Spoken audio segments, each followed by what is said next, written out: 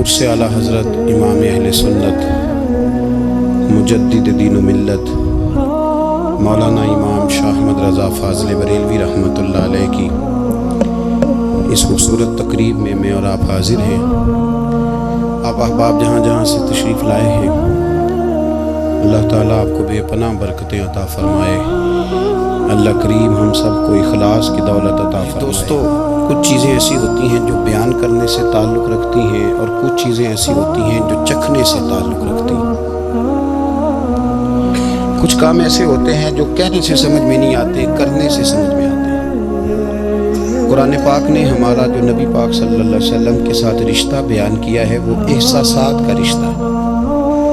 النبی اولیٰ بالمؤمنین من انفسہم، فرمایا مومنو تم اپنی جانوں کے مالک نہیں بلکہ میرے نبی تمہاری جانوں کے مالک ہیں۔ اور ایک معنی اس کا یہ کیا گیا اولیٰ بمعنی اقرب کے، کہ تمہاری جان تمہارے اتنے قریب نہیں جتنے میرے نبی تمہارے قریب ہیں۔ اب یہ رشتہ ہے، یہ چکھنے سے تعلق رکھتی ہے بات، یہ بیان صرف کرنے سے تعلق نہیں رکھتی۔ دوستو، کچھ چیزیں نا اعلیٰ حضرت فاضل بریلوی رحمۃ اللہ علیہ کو نا فتوے کی دنیا کا آدمی بنا دیا گیا ہے کہ اعلیٰ حضرت فتویٰ دیتے تھے، فتویٰ لکھتے تھے، فتوے کی بات کرتے تھے۔ فاضل بریلوی نے نا دین صرف پڑھا پڑھایا نہیں، اعلیٰ حضرت نے دین چکھا ہے، اس کا ذائقہ تھا۔ اعلیٰ حضرت پہ دین طاری ہوتا تھا، کیفیات والے شخص تھے، ان کی زندگی میں ادب اداب پایا جاتا تھا، وہ سوز والے تھے، درد والے تھے، کیفیات والے تھے۔ ضروری تو نہیں کہ صرف آپ بات سے تعلق رکھیں، جب تک کسی کی ذات سے تعلق نہیں ہوتا تو اس کی بات بھی سمجھ میں نہیں آتی۔ ہمارے ہاں لوگ کہتے ہیں سیدھی سیدھی جی، وہ یہ کہتے تھے۔ تو بھائی جب آپ کا ذات سے تعلق نہیں ہوگا تو بات آپ کی سمجھ میں کیسے آئے گی؟ آپ پڑھیے نا بخاری شریف، حضرت عبداللہ ابن عباس پہلے مفسر ہیں امت کے۔ کیسے مفسر بنے؟ تفسیر پڑھ کے؟ حدیث پڑھ کے؟ نہیں، ذات رسالت سے پیار کر کے۔ فرماتے ہیں کہ روز حضرت بلال حبشی پانی رکھتے تھے جب حضور بیت الخلاء میں جاتے تھے، واپس حضور آتے تو وضو کرنا ہوتا۔ حضور نے تو جناب بلال سے میں نے ایک دن گزارش کی کہ آج مجھے نہیں اجازت دیتے پانی رکھنے کی۔ تفسیر لکھنے کی بات نہیں کر رہے، وہ سبق پڑھانے کی بات نہیں کر رہے، ذات رسالت کا پیار۔ حضرت بلال نے مجھے اجازت دے دی، کہتے ہیں حضور واپس آئے تو آ کے فرمانے لگے آج پانی کس نے رکھا؟ عمر کتنی 10-12 سال یا 14 سال، حضور سے پیار ہو گیا۔ نبی کریم صلی اللہ تعالیٰ علیہ وآلہ وسلم کی بارگاہ میں نا پانی رکھا۔ جب پانی رکھ کے فارغ ہوئے تو حضور نے پوچھا کس نے رکھا ہے؟ تو عرض کی حضور اس جوان نے رکھا ہے۔ گویا عشق لگا سی کھیڈاں کھیڈ دی تے کھیڈاں بھول گئیاں، کہتے ہیں جی اس نے رکھا ہے پانی۔ تو رسول کریم نے نا ہاتھ اٹھا دیا۔ آپ سمجھیں بات کو، انہوں نے جہاد نہیں کیا، انہوں نے کوئی ایسا کام نہیں کیا، صرف حضور کے لیے۔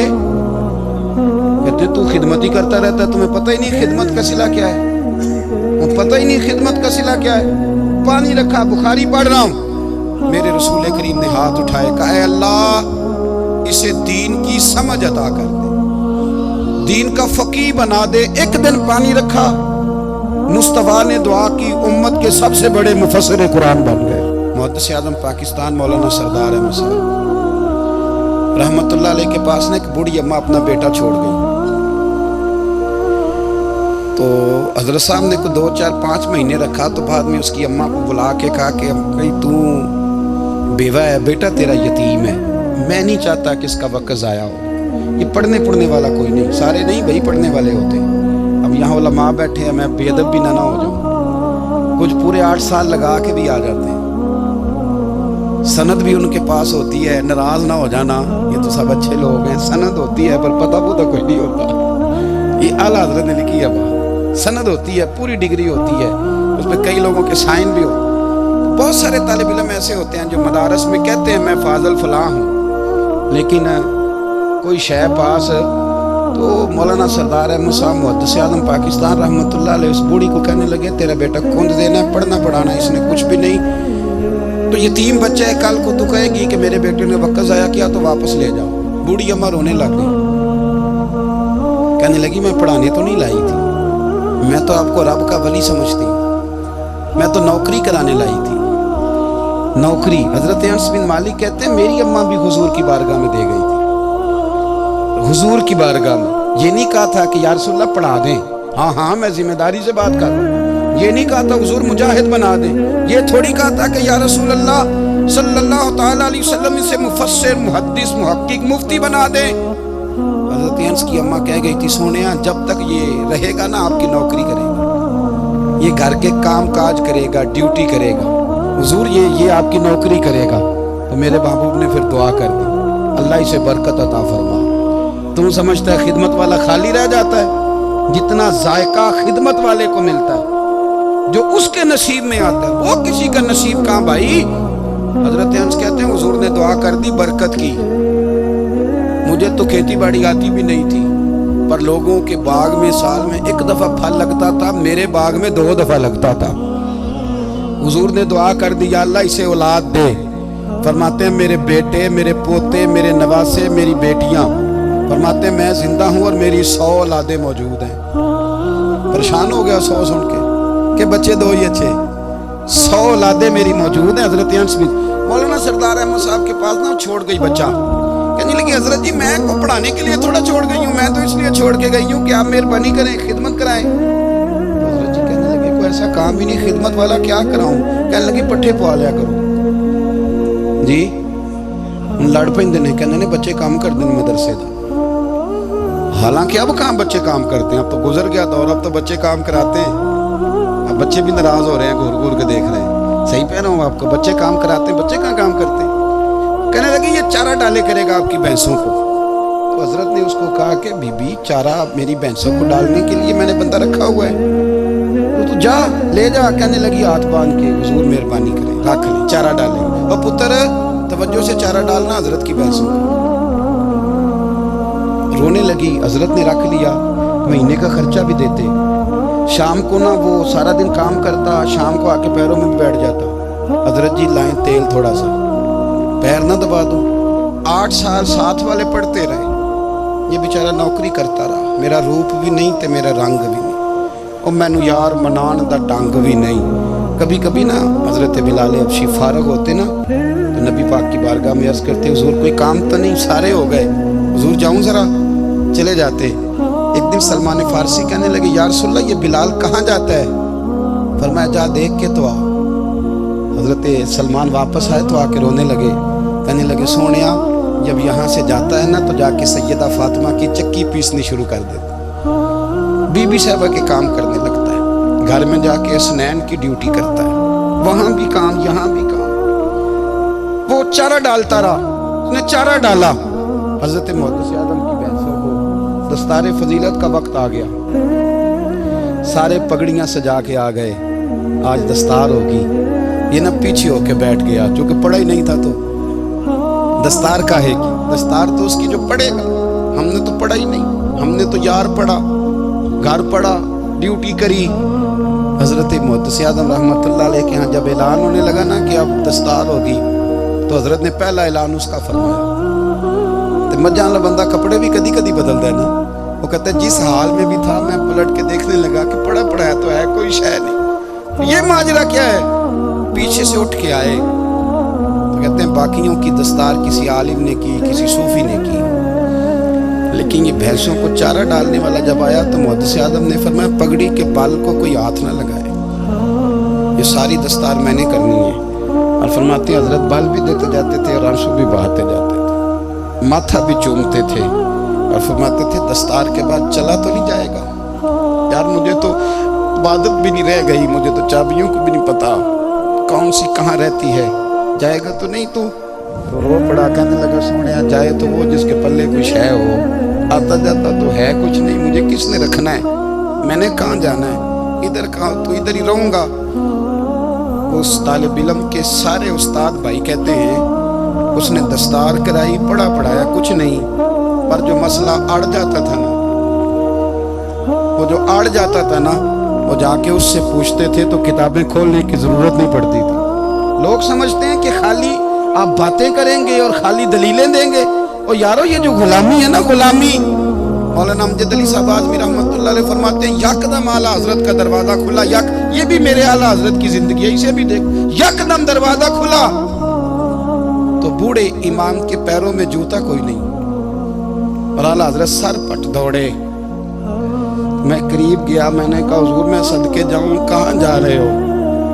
कहने लगे किसी ने बताया मेरा मुर्शिद का बेटा रेलवे स्टेशन से गुजरने वाला है। अमजद अली देर न कर यार, कहीं शहजादा नाराज ना हो जाए। मेरे मुर्शिद का बेटा, मेरे शेख का पोता, यार जरा जल्दी कर। कहते हैं आला हजरत दौड़े रेलवे स्टेशन पे। उन्हें अगर फतवे लिखने आते थे, किल के रजा है खंजरे खूंखार बरकबार, तो वो ये भी कहा करते थे, कैसे आकाओं का बंदा हूँ रजा। बोल बाले मेरी सरकारों के दौड़े गए रेलवे स्टेशन पे। और बूढ़े शेख सदरुल शरिया कहते हैं, मैंने कहा हुजूर मैं ना चला जाऊं? कहने लगे ना पुत्र, मैंने बड़ा नमक खाया उस घर का, मैंने बड़ी नौकरी करी है, मेरी अपनी ड्यूटी है, तुम्हारी तो नहीं ना। मेरे शेख फरमाते रेलवे स्टेशन पे हजरत खड़े हैं, तो एक मुसाफिर उतरता, उसके करीब जाते अदब से सलाम लेते, तो कहते मारेरा शरीफ से तो नहीं कोई आया? कहते वो मुसाफिर गुजर जाता, दूसरा आता, तो फिर करीब जाते, कहते वो उसके आस्थाने से तो नहीं आए, उधर से तो नहीं कोई आया। कहते सारे गुजर गए, जिन मुसाफिरों ने उतरना था उतर गए, ट्रेन चल पड़ी। तो मैंने कहा हुजूर किसी ने आपको गलत इत्तला दी थी, शहजादे तो आए नहीं। कहने लगे यार इत्तला गलत थी या ठीक थी, पर यहाँ तक आने का मजा बड़ा है। आप समझ सकते हैं। आला हजरत के दो बेटे हैं, हुज्जतुल इस्लाम मौलाना हामिद रजा खान साहब और मुफ्ती आज़म आलम इस्लाम। दोनों शहजादे इतने बड़े शहजादे थे कि दोनों अपने अपने वक्त के सबसे बड़े मुफ्ती हुए। ये भी तो मेरे आला हजरत है ना, इसको भी तो जरा समझो ना। खुशकी और फिर खुशकी और फिर खुशकी। एक दिन पीर साहब ने कहा, नूरी मियाँ साहब, क्या अहमद रजा यार वो भैंसें रखी हुई हैं तो उनको ना गीदड़ आके तंग करते हैं, तो दो कुत्ते मिल जाए ना कभी, तो चलो रात को पहरेदारी करेंगे, दो कुत्ते मिल जाए। मैं अक्सर सोचता हूँ कि आला हजरत तो आलिम थे, उनका कुत्तों से क्या लेना देना। हजरत जी आपने कुत्तों की बात करनी थी तो किसी दुनियादार से करते, दो कुत्ते मिल जाएं तो जरा जानवरों की देखभाल करेंगे। फरमाया हुजूर सवेरे ही आ जाएंगे। भाई आपका तो ये शुगर लेनी, तो आप कहाँ से लाएंगे? दिन चढ़ा तो दोनों बेटों के गले में रस्सियां डाली। आला हजरत को सिर्फ आप फतवे की रोशनी में देखते हैं, आपको उस शख्स के दर्द का नहीं पता, उसके जायके का नहीं पता, वो किस स्टेज का आदमी है, स्टेटस क्या है तरीकत में, शरीयत में, इश्क में। दोनों शहजादों के गलों में रस्सियां पकड़ा हुआ है। तो नूरी मियाँ साहब कहते हैं मैं चारपाई पे बैठा था तो नीचे बिठाल दिए दोनों बच्चे, मैं उठ के खड़ा हो गया। मैंने कहा मौलाना ये क्या? कहने लगे हुजूर ड्यूटी भी करेंगे और रोटी भी नहीं मांगेंगे। जिन्हां तना विच इश्क न रचिया, कुत्ते ओ ना थी चंगे, मालक देकर राखी कर दे साबर भुखे नंगे। किधर गया सौब, किधर गया वो दर्द? फिर जब बारी आई रसूलुल्लाह के प्यार की, जब बारी आई नबी पाक की मोहब्बत की, तो फिर फाजिल बरेलवी का कद अगर लिखने में कमाल है ना, तो महबूब के प्यार करने में भी कमाल। उन्होंने ना सारी जिंदगी, यानी सारी जिंदगी ये कह के गुजार दी कि इश्क तेरे सदके जलने से छुटे सस्ते, जो आग बुझा देगी वो आग लगाई है।